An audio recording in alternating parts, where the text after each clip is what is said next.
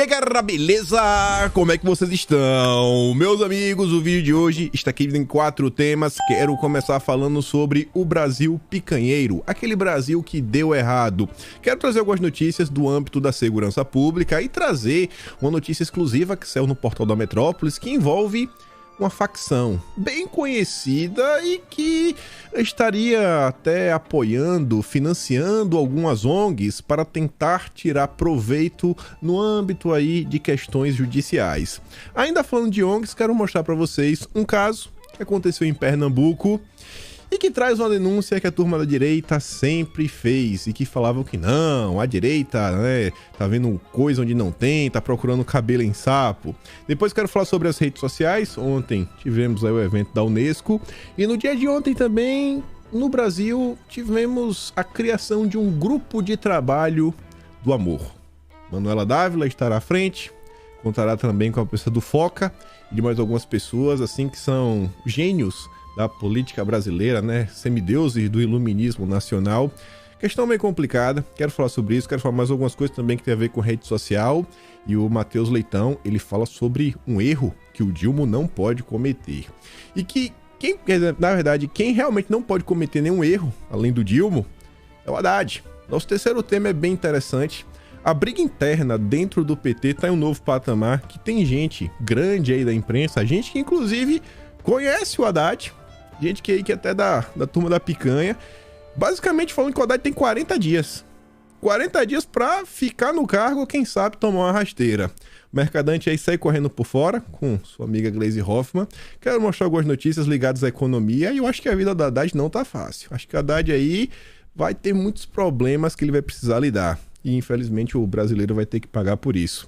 E aí, em consequência, né, falamos as notícias aí do âmbito econômico e pra gente falar do Congresso, mas no âmbito do legislativo, a turma da picanha tá com alguns probleminhas, tem alguns grupos que tá gerando uma certa resistência, também tem algumas facilidades, um possível grupo, traidores, né, é assim de forma bem clara, um grupo aí de deputados do PP, do PL, do Republicanos, que quer criar uma bancada paralela para negociar com o desgoverno. É a ala petista desses partidos. Olha que lindo. Quero falar sobre isso, outros assuntos. Quero falar também sobre o PL, sobre Valdemar, eleição 2024. Isso é tempo, mais umas atualizações rápidas. Mas vamos começar e vejam só. O Ministério Público Federal alertou em 2017 para altos riscos de desastres no litoral de São Paulo. É aquela típica coisa, né? Aquela profecia autorrealizável. O pessoal falou, ó, vai dar errado, vai dar ruim, ó. Isso aqui não tá bacana, isso aqui tá errado. E mais uma vez, a gente se pergunta de quem é a culpa no final do dia? Porque tragédias como essa, elas sempre acontecem no Brasil e elas vão continuar acontecendo. É uma falta de cuidado da prefeitura, do governo estadual, do governo federal. Com certeza não tem apenas um único culpado, numa situação simples de resolver. A habitação no Brasil realmente é um problema. Mas a gente precisa se questionar. Principalmente porque quando você olha essa região, você vê que foi alertado especificamente. Pode dar errado o que está acontecendo, pode dar errado, né? Essa situação pode levar realmente a uma tragédia, ter escombros, enfim, exatamente o que aconteceu. Ainda sobre o estado de São Paulo, e aqui já envolve um pouco de segurança pública, faz até a gente perder um pouco a fé no brasileiro, mas é o Brasil que faz o L. Caminhonetes com doações às vítimas do deslizamento no litoral são saqueadas, diz o Tarcísio. Estão saqueando. O governador de São Paulo não deu detalhes sobre quando e onde esses episódios ocorreram e disse que vai botar o batalhão de choque para investigar. E depois o Metrópolis faz uma atualização. Tragédia de São Paulo, o governo reforça policiamento após saques no litoral. Após registro de saque a casas e veículos com doações, a PM envia cerca de 400 homens para reforçar o policiamento. Segurança pública é uma coisa que não estamos vendo nos noticiários. E quando aparece alguma notícia, em geral, é reclamando da população, os CACs, que são um grande problema. Quando não é isso, eu posso estar errado, mas são notícias que envolvem a PRF. A PRF sempre sendo um problema. Disputas na base do Dilma travam nomeações para chefias da PRF. Vão fazer indicações políticas? Esperava que fossem indicações técnicas, né? Talvez esperar demais. Aí a matéria fala o seguinte: no final de janeiro, o Dilma exonerou todos os superintendentes nomeados por Jair Bolsonaro, mas não colocou novos chefes no lugar. É o vácuo, um vácuo. Os substitutos, todos interinos, também foram nomeados no governo passado. Integrantes da PRF, com mais de 20 anos de experiência, disseram à equipe da coluna que não tem notícias de um vácuo de comando tão longo nas superintendências. Não vou falar que isso aqui tem relação com São Paulo, com saques em São Paulo, mas, gente, como você exonera pessoas de um cargo, né, que é o chefe estadual da corporação, né, o chefe estadual da Bahia, São Paulo, Rio de Janeiro, Espírito Santo, e não tem ninguém para colocar? Isso não é um descaso com a segurança pública, isso não é um descaso com a própria instituição.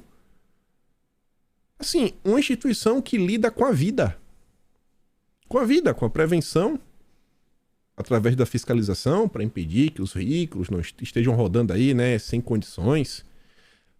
A vida no que diz respeito também a combater o crime nas estradas.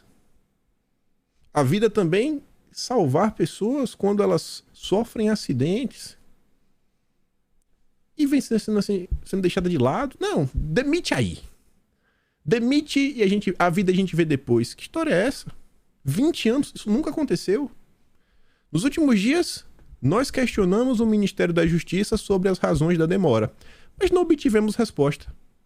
Nos bastidores, a primeira explicação dada pelos interlocutores do Planalto, a políticos e sindicalistas, que aguardam ansiosos pela definição das chefias, foi de que era necessário esperar pelo resultado da disputa pela presidência do Senado, no dia 10 de fevereiro, e que seria o primeiro grande teste de fidelidade da base do Dilma. Vai fazer o que? Indicação política? Que faça, mas tá insustentável esse posicionamento, vai deixar o interino. É demitir por demitir, para ver depois, etc. Aí depois não entendem porque o Brasil vem aparecendo aí, né, vários casos da galera que iria tomar cervejinha. No carnaval, inclusive, fazer uma denúncia. Teve uma menina que ela não cumpriu com o combinado. Ela queria tomar 12 cervejinhas, ou foi 13 cervejinhas. E o combinado era tomar uma cervejinha. Tava com 12 celulares, isso é errado. É pra tomar uma cervejinha. Pô, 12? Aí vai ficar bêbada desse jeito. Pô, não é assim que as coisas funcionam. É o tipo de notícia que vem sair nos últimos dias, né? E ainda na segurança pública, olha só que coisa, viu? Pela volta de visitas íntimas em presídios federais, facção contrata advogados e financia a ONG. Não é possível. Eu não acredito que uma ONG receberia dinheiro de uma facção. Não, isso aqui não tem condição nenhuma, gente. Aqui é piada. Documentos mostram que o primeiro comando destinou dinheiro a uma entidade que luta pela aprovação da DPF 518, que questiona o veto à visita íntima, que não vale para todos os presos. São apenas para presos em condição especial. A visita íntima está valendo para todo mundo, menos para a exceção da exceção da exceção, porque são pessoas extremamente perigosas e que não têm capacidade de estar vivendo em sociedade. Aí a matéria do Metrópolis, é uma série de matérias, tem 2 matérias, outra que fala inclusive sobre um projeto de fuga do Marquinhos aí, né, o manda-chuva, iria inclusive gastar 60 milhões, negócio de cinema. A audácia e o poder de fogo bancado pelos milhões de reais amelhados com essa turminha aí, classificaram o primeiro comando a lutar pela aprovação da arguição de descumprimento de preceito fundamental, a DPF 518. O pedido questiona dispositivos da norma que regulamenta visitas íntimas em penitenciárias federais. Para permanecer nas sombras, a facção usa uma organização não governamental, uma ONG, para encabeçar e tentar legitimar o pedido. O Metrópolis teve acesso ao material que sustenta a acusação. A pedido do Ministério Público de São Paulo, o nome da entidade será preservada neste momento para não comprometer as investigações. Os documentos apontam transferências feitas pela facção para a ONG, com sede no Rio de Janeiro, que somam até 5 milhões de reais. Pouca coisa, né? A organização... Diziam que as ONGs eram sem fins lucrativos. Óbvio que não é, que é pagar o funcionário, projeto para as crianças, para criança, né? Sociedade, povo.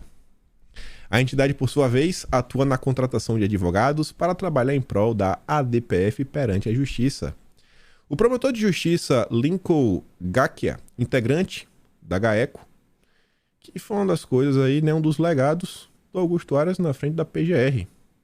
Organizar esse negócio de força-tarefa, não, vamos organizar aqui bonitinho nas GAECOs. Então, o combate ao crime segue firme para quem falou que Bolsonaro colocou o petista na PGR. Acompanha de perto a movimentação dos faccionados. O integrante do Ministério Público de São Paulo é a mais conhecida autoridade no combate ao primeiro comando. Trata-se de um problema de segurança nacional. Alguns dos presos de maior periculosidade do país não podem ter esse tipo de benefício. Segundo Gakia, além do Marquinho, seria indispensável conceder o benefício da visita íntima para detentos como o Tiriça, que é o Roberto Soriano, apontado como número 2.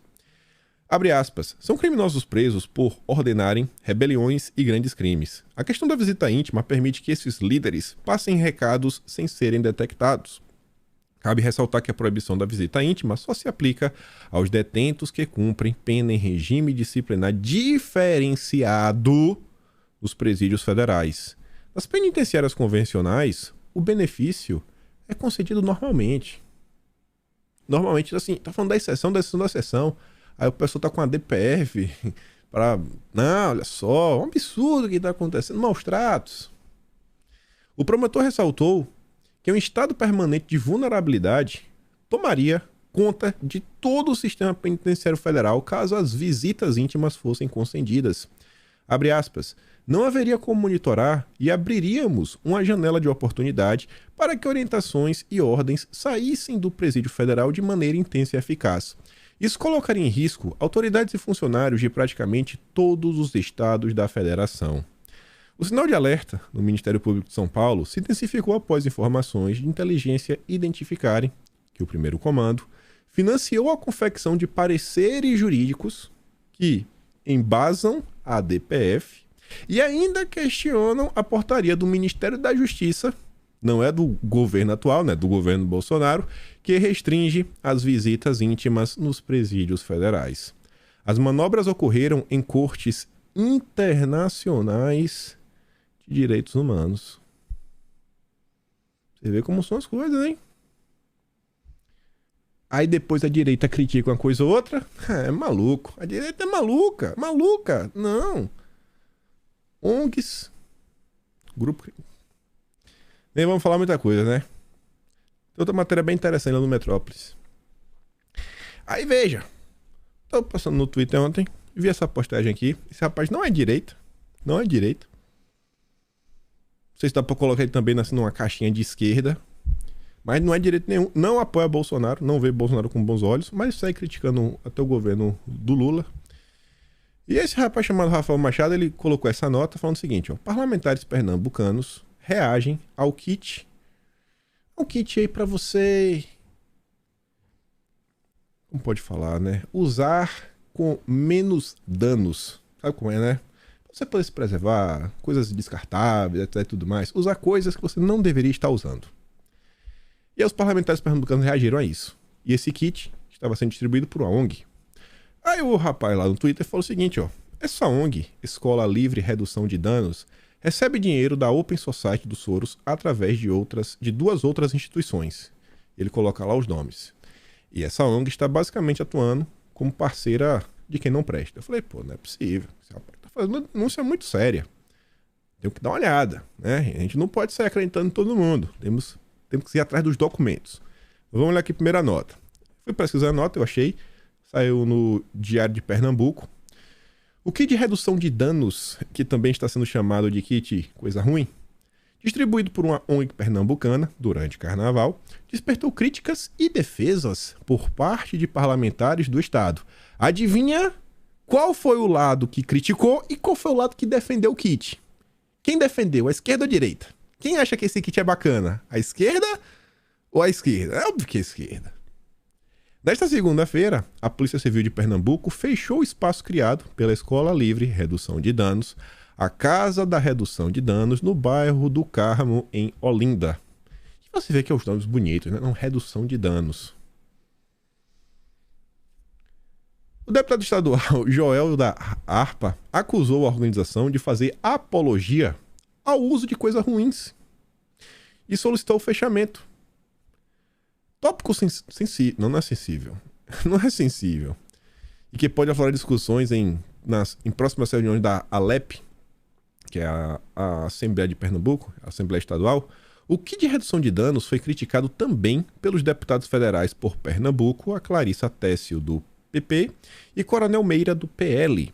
Os deputados João Paulo Lima, do PT, Partido dos Trabalhadores, e Dani Portela, do PSOL, Partido Socialismo e Liberdade, lamentaram o acontecido por meio das redes sociais. A parlamentar do PSOL, da esquerda, chegou a comentar que a redução de danos é política de saúde pública. Que lindo, realmente, né? Ai, como não amar o PSOL? Mas vamos voltar para a denúncia. Eu falei, cara, será que tem uma coisa realmente a ver com essa história aí do Soros? Não é possível. Aí eu fiz a coisa mais básica do mundo, né? Escola livre de redução de danos, entre aspas, para pesquisar esse termo, espaço, aspas de novo, Soros, para forçar o Google em trazer respostas de alguma página que tenha ambos verbetes. Apareceu uma página do Instituto Monte Castelo, que eu nunca ouvi falar. Nunca ouvi falar. Será que eu vou confiar nesse instituto? E aí você pode ver aqui em cima, trazia o tal Instituto Sincronicidade para a Interação Social. Vou colocar aqui um valor em real, mas é uma conversão. O valor em dólar mesmo está aqui, ó, 428 mil dólares em 6 doações nos anos 17, 19, 20. Incentiva a participação de mulheres negras na política. O que mais? Apoio à Escola Livre de Redução de Danos em defesa da promoção da saúde e dos direitos dos usuários. É o trabalho aí do Instituto Sincronicidade. Aí, esse site do Monte Castelo é bacana. Você pode ver aqui, tem um hiperlink no nome da instituição. Quando você clica, olha para onde você vem. Open Society Foundations, o site oficial da ONG do nosso amigo Jorginho. Aí vem, ó, o nome, Instituto Sincronicidade para a Interação Social, e aparece aqui, ó, as 6 doações. 1, 2, 3, 4 no ano de 2020, 1 no ano de 2019 e 1 no ano de 2017. O outro instituto, Grupo Adolescer, Saúde, Educação e Cidadania. Apoio à Escola Livre de Redução de Danos, com o objetivo de fortalecer experiências com abordagens baseadas nos direitos humanos, nos temas de saúde mental e na redução de danos no Nordeste. E esse instituto recebeu 2 doações em 2019, somando 100 mil dólares. Doletas, tá aqui, ó. Mais uma vez, o site oficial do Open Society. Só que aqui a gente não vai ficar limitado apenas ao comentário do Twitter, né? Não é só mostrar que o rapaz estava certo. Na pesquisa do Google, olha que interessante. Olha que interessante isso daqui. É uma resenha, né? Coisa acadêmica. Redução de danos para usuários de substâncias psicoativas e estimulantes. Uma resenha. Aí coloca lá, né? Etc, tudo bonitinho, papapá. Escola Livre de Redução de Danos. Né? Que aí você vê o tema, ó. Limites da correria. Redução de danos para pessoas que usam estimulantes. Aí vamos dar uma olhada. Aí começa assim, né? Resenha. Segundo a Associação Internacional de Redução de Danos, papapá, ttt. Aí fala o seguinte, o livro Limites da Correria, Redução de Danos para Pessoas que Usam Estimulantes, é uma resenha sobre esse livro, sintetiza e documenta o estudo liderado pela pesquisadora Rafaela Rigoni.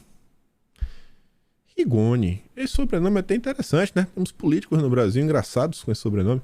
Publicado pela Mainline, financiado pela Open Society Foundation. Esse livro sobre redução de danos não é da ONG brasileira, ainda não. Mas esse livro foi feito por uma senhorita, patrocinado pela ONG do Jorginho. Aí ainda bota aqui, ó, a Open Society, fundada por Jorginho, é o maior financiador privado do mundo de grupos independentes que trabalham pela justiça, pela governança, governança democrática e os direitos humanos. Aí, continuando a resenha, lançado em 2018, o livro patrocinado pelo Jorginho. O livro foi traduzido e publicado no Brasil em 2019 por uma série de razões pela Escola Livre de Redução de Danos. Olha, aí sim a gente voltou a falar da ONG que está sendo aí, né, vítima, né? Vamos falar assim, ou pode falar alvo, não sei, vamos falar vítima, coitada dessa ONG, só queria ajudar. Vítima de uma polêmica indevida, coitadinhos.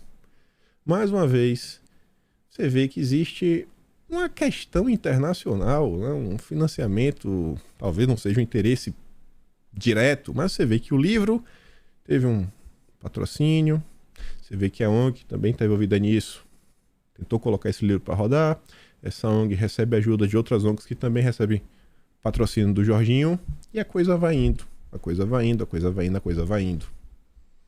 Esse dia eu estava ouvindo uma espécie de podcast, acho que pode falar assim, né? Um debate aí entre algumas pessoas. Com certeza vocês conhecem, principalmente ambas. E em determinado momento a pessoa pontua assim que, pô, os Estados Unidos não são nossos amigos. E aí eu acho que aqueles problemas de definição. Quando o cara fala Estados Unidos, eu entendo o que ele quer falar. Ele quer falar no final do dia, né, do establishment americano. Que é o establishment americano, né? São os partidos de esquerda, do lado de lá, é a mídia, menos como é no Brasil, e também as ONGs. Quando a gente para olhar no final do dia, as ONGs que tem no Brasil, em sua grande parte, ou tem um pezinho ligado ao governo americano, né? Essas instituições, esses grandes bastiões da política internacional, ou tem muita gente também do lado das ONGs da União Europeia. Aí tem uma gama mais vasta, mas essas são mais ligadas ao meio ambiente. O Brasil não é para amadores. E enquanto isso, segurança pública segue sendo uma espécie de tabu para a turma da esquerda, porque eles não podem falar, né? Um tema assim que eles não têm, parece que não tem o que contribuir. Você não vê o desgoverno falando nada sobre isso. Mas esse daqui é o país da picanha, o país que deu errado. O país que deu errado. E a turma que fez o país dar errado parece que quer seguir vendo o Brasil dar errado. Redes sociais. A gente já está comentando, hoje é o terceiro dia seguido, pelo menos.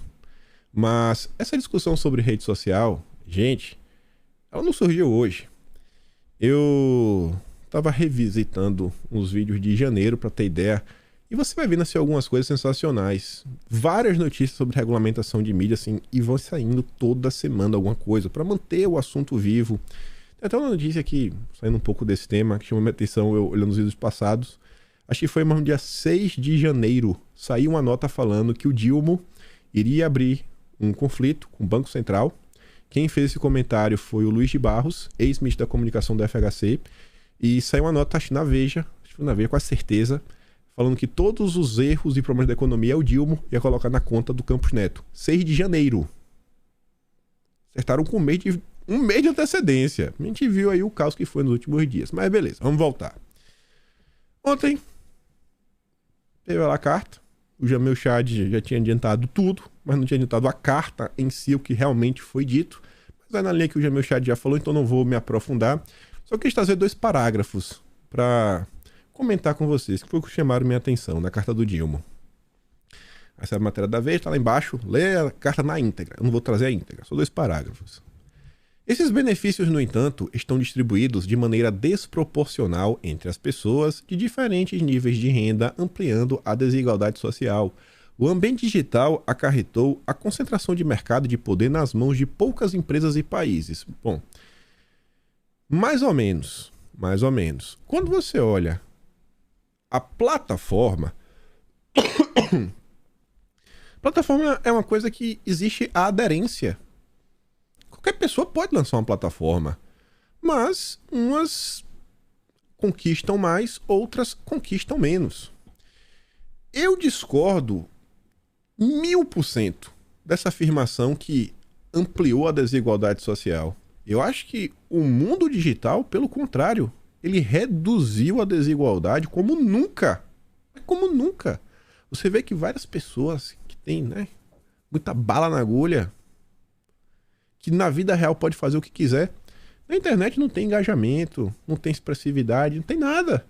E a quantidade de pessoas que gravam vídeos, celular com a tela trincada, né? Um Moto G quadrado, primeira geração.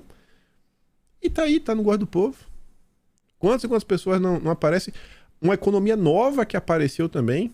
Não só de vídeos, mas pessoas também vendendo os produtos online, diversas coisas. Então, eu acho que essa fala não condiz com a realidade. Inclusive, quando a gente olha falando de mídia, né, que eles estão muito preocupados com a comunicação. Desigualdade em ano passado, onde apenas os grandes veículos tinham capacidade de falar com as pessoas. Hoje em dia, qualquer pessoa pode pegar o seu celular, abrir um vídeo, fazer um comentário e ser lido por diversas pessoas. Diversas pessoas. Então, assim, eu acho que nunca foi tão democrático. Eu não acho que ampliou, acho que reduziu a desigualdade. Por isso que chama minha atenção, né? Acho que a turma tá preocupada. Eles querem voltar no passado. Bom era no passado. Que aí não tinha desigualdade, né? Tava todo mundo do mesmo nível. Eles falavam e todo mundo ouvia sem reclamar. Trouxe também riscos à democracia, riscos à convivência civilizada entre as pessoas, riscos à saúde pública, à disseminação de desinformação, né? Beleza. Os discursos de ódio fazem vítimas todos os dias. E os mais atingidos são os setores mais vulneráveis de nossa sociedade. Eu queria ver o Dilma fazer... Eu grifei essa frase porque eu queria ver esse mesmo discurso sobre a segurança pública. Porque a segurança pública no Brasil, ela também tem como as suas vítimas os setores mais vulneráveis da sociedade. No final do dia, é o mais pobre que sofre mais. É o mais pobre. É sempre assim, é o trabalhador no final do dia. E o trabalhador no Brasil, ele tá do lado fraco da corda. Ao mesmo tempo, devemos trabalhar para reduzir o fosso digital e promover a autonomia dos países em desenvolvimento nessa área. Precisamos garantir o acesso à internet para todos, fomentar a educação e as habilidades necessárias para uma inserção ativa e consciente dos nossos cidadãos no mundo digital. O governo vai criar agora um cronograma, né, uma ementa, e agora vai ter uma nova matéria na sala de aula para as crianças aprenderem a usar a internet, saber diferenciar o conteúdo do bem, do amor, da picanha e o do mal. Isso chamou muito minha atenção. Até porque esse tópico, ele é contemplado na PL 2630. Que eu acho que vai passar. Falei pra vocês. Acho que só Deus botando na mão pra impedir. Mas acho que vai passar. Alguma coisa vai passar. Por bem ou por mal. Eu acho que vai. Não que eu apoie. Com Felipe Neto e Manuela Dávila, o governo cria grupo para combater discurso de ódio e extremismo. Essa daqui é um tapa na cara. Tapa na cara. Manuela Dávila, do PCdoB, Partido Comunista do Brasil. O fantasma do comunismo que não existe. Aí vai estar aí, né? Eles vão criar estratégias, esse grupo de trabalho, do combate ao discurso de ódio e ao extremismo para propor políticas públicas em direitos humanos sobre o tema. Muita gente reclamou sobre isso, até pessoas numa esquerda que não é petista. Acredite se quiser, tem, mas muito pequena, né? Não é a maioria nem de perto. O grupo será presidido por Manuela Dávila. Vai ter a participação de diversas pessoas. A Patrícia Campos Mello, até adianta, ela não vai fazer parte. Ela na Folha de São Paulo. Tá sendo gente boa, Patrícia. Ela explica que ela vai participar no máximo, dando sugestões, mas ela não estará oficialmente, porque pelo manual da Folha de São Paulo, não é permitido que um jornalista da Folha faça parte de nada ligado ao governo. Ela pode dar alguma sugestão ou outra, mas ela prefere escrever para a Folha de São Paulo. Então não vai fazer parte. Aí vai ter várias pessoas, como a Débora Diniz também, várias pessoas que foram atacadas por Bolsonaro, seus seguidores. A portaria assinada pelo Silvio Almeida foi publicada no Diário Oficial e estabelece que o grupo terá duração de 180 dias e poderá ser prorrogado. Em sua primeira reunião, os membros definirão um calendário de trabalho e seus objetivos específicos. Ao final, resultados serão apresentados ao ministro. Eu acho que isso daqui vai ser utilizado na próxima notícia. Na próxima notícia. Qual é a próxima notícia? A gente chega lá. Outras pessoas também participaram da questão da Unesco. Pessoas até ligadas ao Poder Judiciário brasileiro. Nossos grandes ministros. E aí a CNN entrevistou ontem também pessoas aí ligadas ao Judiciário. Como o nome é Clever Vasconcelos. Ele é promotor de justiça e professor de direito constitucional. A matéria é falando com ele.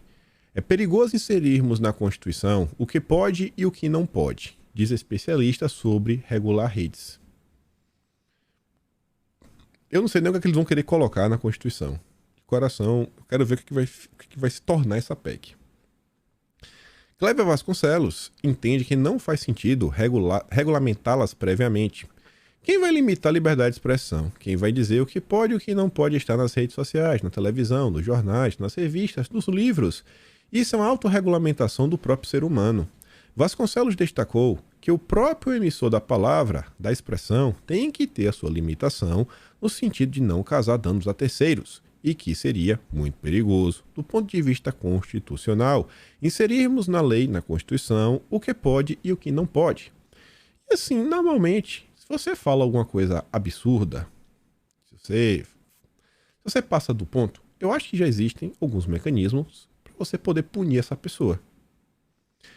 Além disso, diz que é importante que a razoabilidade e bom senso sejam norteados pelo comportamento. Essa autoanálise me parece o meio mais razoável de resolvermos essas questões, complementou.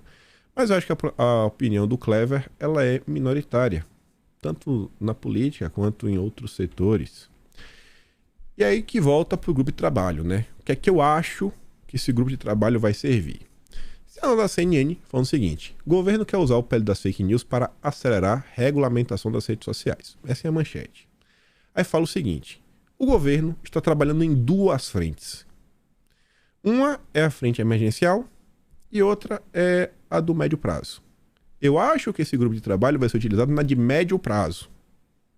Olhando lá na frente. Nesse primeiro momento, que é o que eles dizem o seguinte, ó. A primeira frente consiste em sugerir alterações na 2630 e trabalhar para que o projeto avance o quanto antes. Seria a solução mais urgente para frear a disseminação de conteúdos falsos. A segunda ideia, de médio prazo, é elaborar um projeto nos moldes da lei criada recentemente pela União Europeia, que cria regras e punições rígidas para grandes plataformas. Eu acho que é nesse segundo projeto, que vai vir mesmo do governo, né, bonitinho, com o selo da picanha, que vão pegar as grandes ideias que serão debatidas nesse grupo de trabalho. Eu acho que vai estar aí. Aí coloca que é uma fala do João Brant, né, que é o cara da SECOM do governo, que estava lá na Unesco. Essa parte mais emergencial deve ser dialogada nas próximas semanas no Congresso, no 2630, e aí lá na frente, né, colocar os esforços nas questões outra coisa. Enfim. Nos corredores do evento da Unesco, autoridades brasileiras com conhecimento sobre o assunto afirmam que o lobby de grandes plataformas contrárias ao projeto é grande e difícil de ser superado. Por isso, são céticas sobre o avanço do 2630, mesmo com a articulação do Executivo. Eu acho que não existe nenhuma pessoa a favor de mentiras. E uma coisa que é muito absurdo e que eu acho que é uma prova que as pessoas não gostam de mentiras é a questão do Janones, que foi meio que homenageado, foi celebrado. Pintaram como um grande modelo, um grande herói, com suas mentiras, com matérias claras mostrando como foi o processo de criação de mentiras. E assim, o que foi que aconteceu com o Janones? Nada. Então, assim, as pessoas não gostam de mentira. Realmente, quem mente, quem tá criando algum problema, tem que pagar por isso. Agora, entre você e atrás do cara que mente e você aprovar algum projeto de lei que aí pode causar uns problemas muito maiores do que o esperado, pode tolher algum tipo de liberdade, esse que é o grande ponto, né? Esse que é o grande receio, principalmente da turma da direita, que essa PL, no final do dia, seja utilizada para perseguir opositores. Enfim. Aí fala do Orlando Silva, ele tá otimista, ele acha que vai passar. Ele dá o exemplo que quando foi votado a urgência do projeto, foi 249 a 220. Então assim, tem tudo para passar. E na época era Bolsonaro, agora tem um governo a favor, lutando para aprovar. E ele também fala o seguinte, ó, ele argumentou que tanto o presidente da Câmara como do Senado vem sinalizando publicamente que darão prioridade ao PL 2630. Eu acho que vai passar. O que eu espero é que a turma da direita consiga garantir que esse texto não vai ser utilizado para perseguir ninguém, nem abrir caminho, espaço para algum tipo de educação digital, onde a ementa vai servir para professores doutrinarem crianças na sala de aula sobre o certo, sobre o errado, sobre o que é fake news, sobre o que não é. Porque no final do dia a gente sabe que tem muita gente com más intenções no Brasil, todos os lados, más intenções, e aí podem utilizar nesse espaço de sala de aula, onde o aluno é obrigado a estar lá para tentar fazer seu proselitismo político. Aí no meio de tudo que está acontecendo, vê o Matheus Leitão. Nossa, o Matheus Leitão é uma espécie de herdeiro da Mônica Bergamo. Ele já superou a mãe dele. O Matheus Leitão já superou a mãe dele. A Miriam já é velha guarda. Não consegue mais competir de igual para igual. O Matheus, ele realmente é sensacional. Você vê, ó. Lula está prestes a cometer um grande erro, que pode ser evitado. Qual é o erro? O Dilma pode criar um ponto de contato com o governo Bolsonaro. Pronto. Dilma vai virar Bolsonaro. Por quê? Vera Rosa do Estadão informa que uma das ideias de sua equipe seria de criar, após 100 dias de governo, um programa semanal nas redes sociais para estabelecer um canal direto de comunicação com o público. Não, isso é um erro. Não, o Dilma não pode conversar diretamente com as pessoas. Não importa muito o formato, live, podcast ou outro, ficará óbvio que sim, o Dilma estará copiando o Bolsonaro e seguindo assim o caminho do antidemocrata que gostava de falar sem a presença de jornalistas. Bolsonaro é um antidemocrata porque ele prefere falar diretamente para o povo do que para usando intermediários, que são os jornalistas. Dizem que a democracia é o poder do povo. É o governo do povo, né? Mas não, o Bolsonaro ele é um antidemocrata. Matheus, você se supera. Ele já superou a mãe dele há muito tempo. Em vida. Nativa. Ela nem se aposentou. Ele já superou. É o herdeiro da Mônica Bergamo. Matheus Leitão. Gravem este nome. Esse rapaz, ele vai longe ainda. É novo. Tem muito ainda para aprimorar. Para dizer o que queria sem a possibilidade do contraditório. Esse que é o problema. Aí não pode ser, não pode questionar. O melhor seria a volta de entrevistas coletivas, com hora para começar, para terminar, e regras claras de ordem de perguntas. É o que qualquer grande líder democrático faz em países civilizados. Bom, eu acho que o grande receio do Matheus Leitão não é se parecer com o Bolsonaro. É que a gente já viu que quando o Dilma ele fala sem um roteiro, sem um script, ele fala demais. E ele cria problemas para ele mesmo. E quando você tem ali um jornalista, né, jogando junto, tocando a bola, chute de trivela, né, defende, ataca junto, aí fica mais fácil. Entenda. Dilma, evite o erro, Dilma. Evite, siga as dicas do Matheus Leitão. Mas vamos continuar. Falei para vocês, a gente já está comentando sobre essa crise tem tempo. Crise do desgoverno. Haddad versus Mercadante. Sério, uma nota bem interessante mesmo. Uma no Valor Econômico, outra na Veja. A da Veja ainda é mais interessante, porque quem escreve é uma pessoa que é... Qualquer crítica dele ao PT, eu sempre fico assim, prestando atenção. Porque ele já estava assim, no coração do PT. Já foi porta-voz da Dilma, já foi assessor do Palocci. Mas vamos começar aqui pelo Valor. Atrito entre Mercadante e Haddad liga alerta no Planalto. O Palácio do Planalto ligou alerta para as movimentações do Aloysio Mercadante. O temor é que o incômodo que as movimentações dele têm provocado no Haddad e em sua equipe se transforme em um foco permanente de atrito no governo. Briga constante. Adoro. Ministros interlocutores afirmam que há muito a relação entre Mercadante e Haddad não é boa. Isso é óbvio, a gente vem comentando desde a transição. O último mal-estar aconteceu semana retrasada, que é a questão do arcabouço, que o Mercadante falou que eles vão fazer um seminário, uma palestra para falar sobre isso e vão avançar com a pauta que deveria ser do Haddad. O anúncio pegou Haddad e sua equipe de surpresa e auxiliares do Haddad, com quem o Valor conversou, não disfarçaram o incômodo. Além disso, descrevem a sensação de que Mercadante está se colocando como um possível substituto caso a economia não decole e o Haddad caia em desgraça. Essa impressão é compartilhada por fontes no Planalto. Entretanto, ministros como Padilha e Rui Costa não pretendem intervir. Haddad, te vira. Te vira, Haddad. Te vira. Eu não tenho nenhum problema pessoal com o Mercadante. A gente pode ter uma divergência pontual, mas a gente se fala com frequência, disse Haddad. Não há nenhuma disputa. Interlocutores de Mercadante também negam. Todo mundo nega a briga.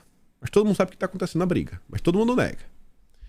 O valor apurou, entretanto, que a questão já chegou até no Dilma, que teria conversado separadamente com ambos. Mas a versão divergente sobre a reação do Dilma, parte das fontes relata que o Dilma demonstrou incômodo com o comportamento do mercadante. Outras dizem que o Dilma não vai interferir. O estilo do Dilma é deixar os conflitos soltos para ele arbitrar no fim, diz o auxiliar do presidente. Embora Haddad e interlocutores de mercadante neguem, os dois não têm uma boa relação. Os atritos mais recentes começaram ainda na transição, quando Haddad manifestou a intenção de reonerar os combustíveis. E aí ele perdeu. Venceu o time do mercadante, junto com o Gleisi Hoffmann, junto com o Padilha, falou, não dá para aumentar o preço do combustível, Haddad. Tá maluco? Fontes no Palácio, na equipe econômica, compartilham a impressão que mercadante montou no BNDES uma equipe pronta para auxiliá-lo, no caso hipotético, dele assumir a Fazenda. O time inclui Nelson Barbosa, ex-ministro da Fazenda, André Lara Rezende, inclusive já está sendo cotado para o Banco Central. Nos corredores do Planalto foi apelidado de Ministério da Fazenda Paralelo. Haddad, por sua vez, está sob pressão, conforme reconhecem até mesmo os seus aliados. Ele tem a difícil tarefa de reerguer a economia, num cenário de orçamento apertado. Aprovar a PEC do rombo, dinheiro adoidado, e estamos falando de orçamento apertado. Em situação fiscal precária, após um ano de altos gastos, promovidos por Bolsonaro para tentar se reeleger. Tá bom.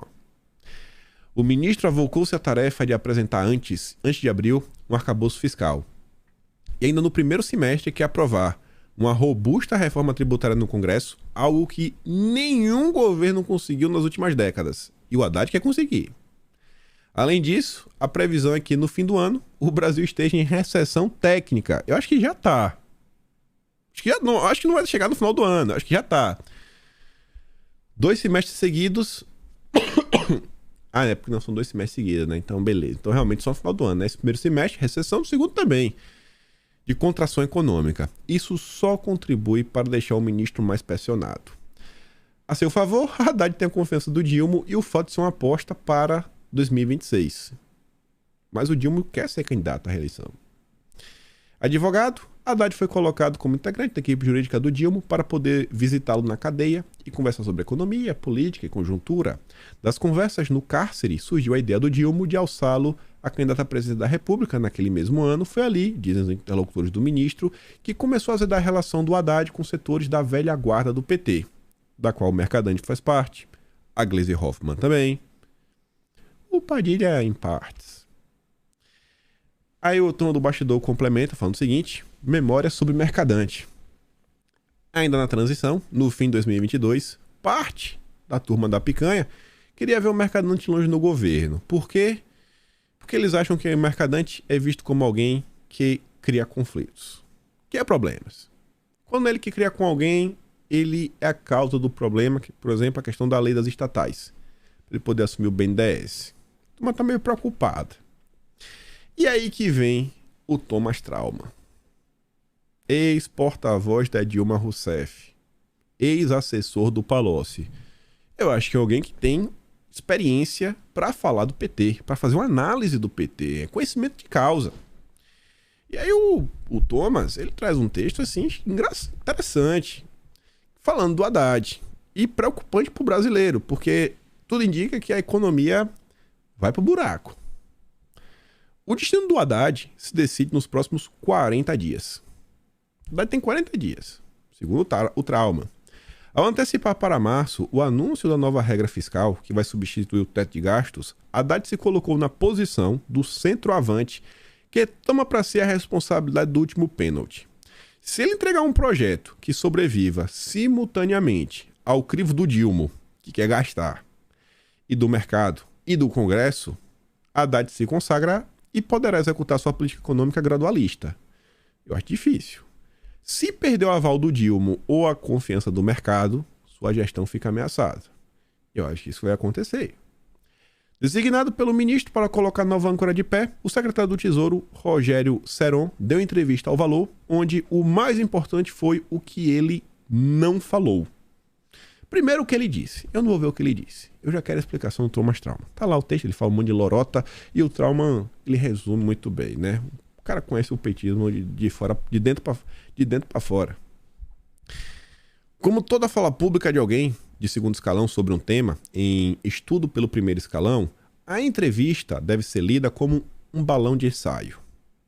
O Haddad poderia ter dado entrevista, mas não deu. Mandou o secretário. E por quê? É um teste para checar o que o mercado topa sem que o ministro precise se expor em caso de um recuo.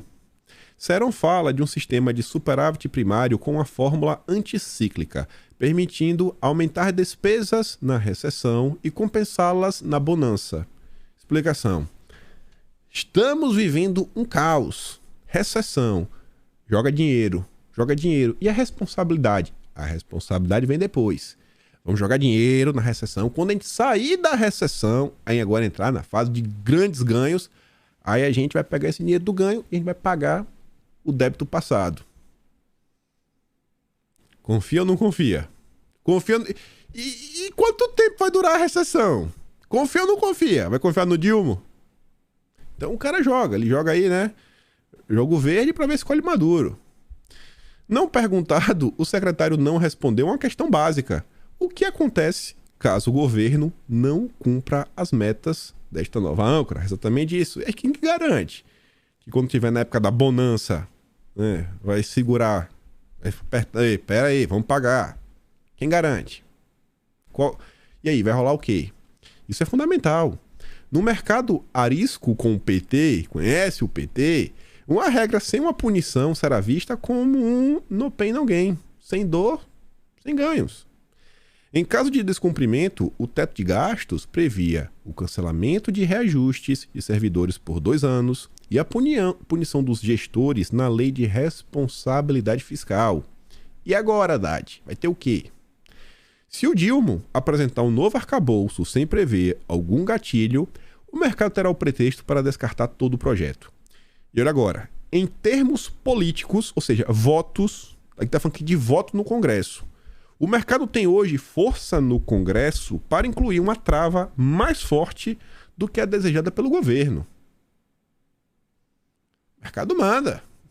Meu Deus, viu? A Haddad está nessa situação por responsabilidade do Dilma. O Dilma gosta do ministro e ele foi a sua primeira opção para a Fazenda. Mas a preferência não muda o estilo do Dilma como presidente de atropelar os ministros quando lhe convém. Aí dá um exemplo. O que rolou agora dia 16, que o Dilma falou na CNN que o imposto de renda vai ser até 2 salários mínimos. E aí o Trauman diz que todo mundo meio que já estava assim no ar, né? Que isso podia rolar, mas ninguém tinha batido o martelo. E o Dilma foi lá, falou, ele que decide, né? O momento do anúncio foi escolhido pelo Dilma e pelo Dilma. Acabou, não precisa avisar ninguém. Sai atropelando. Com o presidente despreocupado em mostrar preço aos ministros, resta ao Haddad tentar ganhar as disputas reais do governo.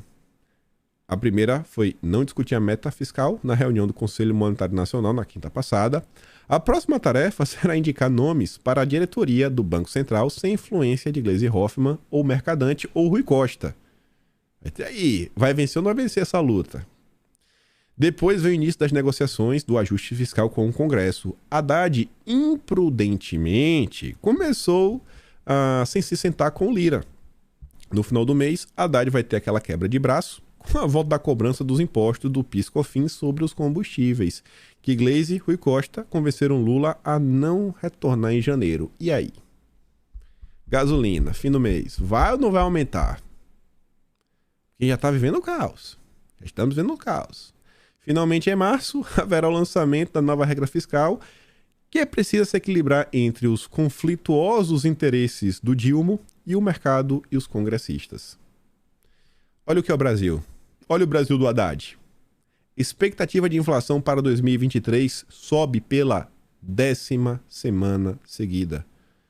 Toda semana a galera senta, reavalia a economia do Brasil e fala, tá pior.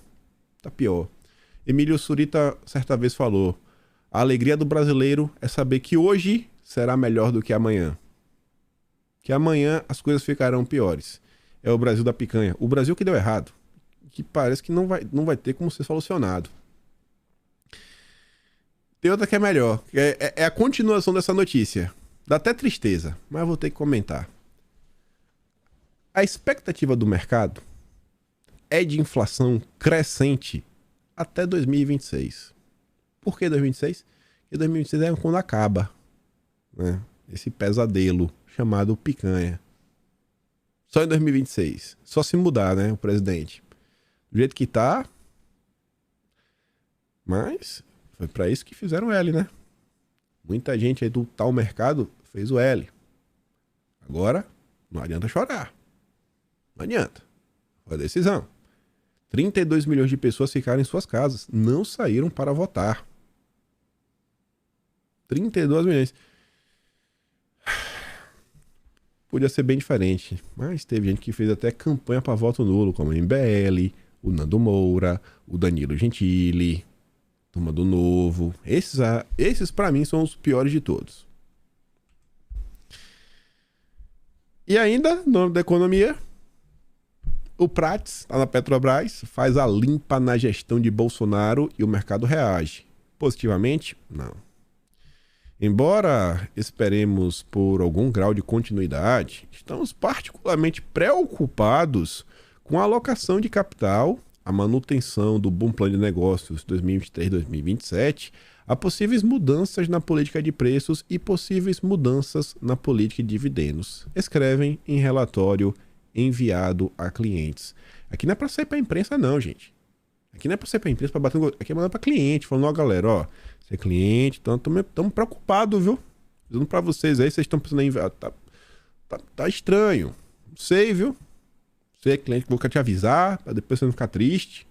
Te avisa aí, né? A picanha tá chegando. A picanha tá chegando.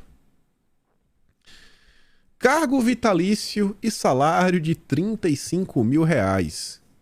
As esposas de ministro de Dilma nos tribunais de contas. Você já imaginou se fosse sobre... Nem precisa ser ministro, mas um amigo de Bolsonaro? Um apoiador de Bolsonaro? Essa matéria aqui trata sobre as indicações para os tribunais de conta. Caso a eleição da ex-primeira-dama baiana se confirme, Rui Costa será o 4º ministro do Dilma a ter sua esposa como conselheira de um tribunal de contas. Esse é o caminho mais rápido, né, para chegar no tribunal. Em janeiro, a Assembleia Legislativa do Piauí elegeu a ex-primeira-dama Regiane Dias para conselheira do Tribunal de Contas do Estado. Eu acho que é do Piauí, né? Botando aqui Alagoas, acho que se atrapalhou o G1. Seu marido, Wellington Dias, atual ministro, governou o Piauí até março de 2022. Outros 2 governadores, hoje ministro do Dilma, já chegaram ao governo federal com as esposas eleitas para tribunais de contas dos seus estados. Renanzinho e Marília Góes, esposa do ministro do Desenvolvimento Regional, Valdez Góes, licenciado do PDT, na indicação do Alcolumbre, se tornou conselheira do Tribunal de Contas do Amapá em fevereiro de 2022, quando seu marido ainda governava o estado. Sua indicação chegou a ser suspensa pela justiça sob acusação de nepotismo, mas a decisão foi revertida. Faz o L, galera, faz o L. Esse é o Brasil que dá certo. Não dá não. E vamos pro Congresso. Impasse do Dilma na nova briga entre o Lira e o Renan. Essa briga ela não tem como pacificar de jeito nenhum, porque eles são adversários no estado. Ambos querem dominar o estado do Alagoas, Lira e o Renan Calheiros. E aí tá meio complicado, tanto que assim, ó, tanto o Lira quanto o Renan Calheiro, eles brigam pelo comando de 5 órgãos federais em Alagoas. Esses cargos são estratégicos para ambos, pois garantem o controle de verbas e políticas públicas diretamente em seus redutos eleitorais. Temendo desagradar um ou outro, o Dilma ainda não definiu quem que vai ser o chefe desses órgãos e pisa em ovos para fazer as indicações. Afinal, Renan é um importante aliado, faz parte do grupo de políticos que visitou o Dilma na prisão, sempre defendeu sua inocência. Até o momento, o Dilma está mais indicado a seguir o manual do pragmatismo. Dessa forma, planeja contemplar o Lira com cargos mais importantes e Renan ensaiou dizer: Renanzinho já ocupa o importante Ministério dos Transportes e o próprio patriarca comanda a liderança da maioria do Senado. Os 5 órgãos federais são Porto de Maceió, DENOX, CBTU, CODEVASF e INSS. No ano passado, Lira e Renan, né, estavam brigando aí em diversas situações e o Renan levou a melhor no nível estadual. Briga. Por outro lado, o Dilma, ele quer, no final do dia, ele quer o quê? Manter a sua governabilidade. Por isso que ele não quer brigar com Lira. Senão, ele abraçava o Renan em primeiro momento, mas ele quer manter a sua governabilidade. E aí, em busca da sua governabilidade, isso daqui, na boa, se chama traidor. Traidor, sabe? Tenta assim falar, não, etc. Isso aqui não dá, isso aqui não é independência, isso aqui é um absurdo. Centrão negocia a base paralela de apoio ao Dilma no Congresso. Grupo de cerca de 70 deputados e 10 senadores. E são os dissidentes do PL, do PP e do Republicanos. A turma aqui não quer ser oposição. A turma aqui quer fazer o L. Eles querem fazer o L. 70 votos é muito voto. Mas, nossa senhora, é muito voto. Muito. É mais votos do que a União Brasil tem para oferecer. Que nesse momento não tá na base, né? Tá ali só de figura... de figurante. E aí, sobre a União Brasil, Celso não tá falando o seguinte, ó, que a União e o PP, a federação deles, pode virar um problema pro Dilma. E realmente tende a virar, se não receber uns carguinhos, né, o espaço da máquina. Se a articulação for concretizada, a legenda ampliará significativamente sua influência no Legislativo, cuja independência projeta mais dificuldades para a governabilidade do Palácio do Planalto. O cenário conflagrado do União Brasil já preocupa a articulação política do Dilma no Congresso. O receio imediato é em relação à margem de apoio para a aprovação de pautas como criação da nova âncora fiscal, reforma tributária, proposta a PEC que quer reformular o artigo 142. Basicamente, essas três. O dispositivo trata, né, do papel das Forças Armadas, etc. e tudo mais. Esses três temas são considerados pelo Planalto como a prova de fogo da governabilidade neste início de mandato. Acho que tem até a questão da FUNASA, acho que tem ainda a questão do COAF, mas o COAF aparentemente vai passar para usar como moeda de troca, é o que estão falando. ACM Neto. O DEM, antigo PFL, se manteve na oposição durante todos os governos petistas. Parlamentares e líderes do antigo partido reclamam que o Bivar se uniu ao Alcolumbre para negociar os cargos com Dilma à revelia da bancada. E foi o que aconteceu. Eles pressionam o ACM Neto, que está em viagem ao exterior, a retornar e assumir uma postura combativa contra o que chamam de adesismo da sigla. Segundo o ex-senador José Agripino, que é vice-presidente da União Brasil, o Bivar negociou com o Planalto sem aprovação de ACM Neto. Óbvio, todo mundo sabe disso. Que submergiu após ser derrotado. A maioria da União Brasil é centrista e não vai fazer parte de forma aderente ao governo. Isso é importante. E a escalada da crise na União Brasil deve avançar na reunião da bancada prevista para os próximos dias. A gente já comentou ano passado que foi a nota que o próprio Estadão revelou. Tem um manifesto aí que dá para ser publicado, uma cartinha. Quem está articulando é o Danilo Forte. E aí fala, um trecho fala o seguinte, ó. Nós, deputados e senadores da União Brasil, não podemos nos relegar à placidez diante deste cenário. É preciso compromisso e serenidade para fazer política, não pelo caminho da submissão, mas pelo caminho da construção com as diversas correntes políticas desse país. Ciente da responsabilidade e da sensibilidade do momento atual, reafirmamos que teremos uma postura de independência em relação ao atual Executivo Federal. Somos independentes. Só oposição, mas independente. Querem criar probleminha. Segundo Danilo Forte, a insatisfação da bancada com o acordo entre Bivar e o governo é generalizada. E o Bivar ele não terá um destaque se a federação sair do papel. Quem vai comandar a parada vai ser o Ciro Nogueira do lado do PP e do lado do União Brasil vai ser o Rueda, que tem a proximidade com o ACM Neto e a turma do DEM. A esperar. Saíram algumas notas, eu só peguei uma aqui, a outra na minha cabeça. Braço direito de Valdemar atua para atrair prefeitos de São Paulo ao PL. E a outra nota dizia que o prefeito de São Paulo está tentando se aproximar do PL para se capitalizar para ser candidato em 2024. É uma coisa que não vimos em 2019 perante as eleições de 2020, e muito menos antes, né? Que aí não tinha nem Bolsonaro para nos salvar. Mas você vê que tá meio que outro momento. Eu espero que nesse processo aqui, a turma realmente se preocupa com o Brasil. Se preocupa, eu ia falar de direita, não. Mas a turma que se preocupa com o Brasil, eu não consigo ver o cara se preocupar com o Brasil e fazer o L, ser de esquerda. Enfim, que a turma que realmente se preocupa com o Brasil, trazer uma ordem, trazer um desenvolvimento para essa nação, uma melhoria de vida para as pessoas, se engaje nisso daqui e que não fique restrito ao estado de São Paulo. Que consigamos ter realmente um partido que mude o estatuto, fique cada vez mais à direita, que contemple as pautas que realmente são de interesses da população e vá ganhando espaço, e vá ganhando espaço.